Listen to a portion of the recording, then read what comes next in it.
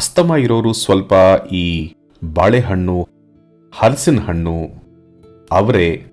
ಅವರೆಕಾಳು ಗೊತ್ತಲ್ಲ, ಅದು, ಬೇಯಿಸಿದ ಬೀಟ್ರೂಟ್, ಹಾಲು ಇವನ್ನ ತಿನ್ನಬಾರ್ದು. ಅಸ್ತಮ ಇರೋರು ಎಷ್ಟು ಜನ ಇದ್ದೀರಾ ಇಲ್ಲಿ?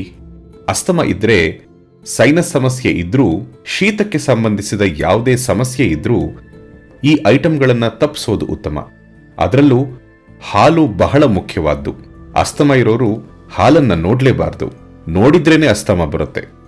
ಹೌದು, ಹಾಲು, ಹಾಲಿನ ಪದಾರ್ಥಗಳು, ಮಜ್ಜಿಗೆ, ಮೊಸರು, ಕಾಫಿ, ಟೀ ಅಸ್ತಮ ಇರೋರು ಮುಟ್ಟಬಾರದು. ನೀವು ಹಾಲನ್ನ ಬಿಟ್ರಿ ಅಂದ್ರೆ, ನಿಮ್ಮ ಆಹಾರ ಪದ್ಧತಿಯನ್ನ ಸಂಪೂರ್ಣ ಹಾಲಿಲ್ಲದ ರೀತಿ ಮಾಡಿದ್ರಿ ಅಂದ್ರೆ ಬಹಳ ಜನರಿಗೆ 50% ಅಸ್ತಮ ಅದರಲ್ಲೇ ಇರುತ್ತೆ. ಈ ಜೇನುತುಪ್ಪ ರಚನೆ ಹೇಗಿರುತ್ತೆ ಅಂದ್ರೆ, ನಿಮ್ಮ ರಕ್ತದಲ್ಲಿ ಹೇಗಿದೆಯೋ ಅದೇ ರೀತಿ ಇದೆ. ಜೇನುತುಪ್ಪ ಬಹಳ ಹೋಲುತ್ತೆ. ಇದನ್ನ ಪ್ರತಿದಿನ ಸೇವಿಸೋದು ಎಲ್ರಿಗೂ ಒಳ್ಳೆಯದು. ಅಸ್ತಮ ಇರೋರಿಗೆ ಬಹಳನೇ ಒಳ್ಳೆಯದು.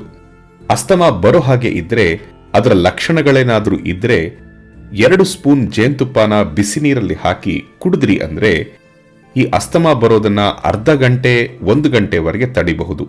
ಅಷ್ಟರೊಳಗೆ ನೀವು ಔಷಧಿಯನ್ನ ತಗೊಂಡು ಅದನ್ನ ಸರಿಪಡಿಸಿಕೊಳ್ಳೋ ಸಾಧ್ಯತೆ ಇರುತ್ತೆ.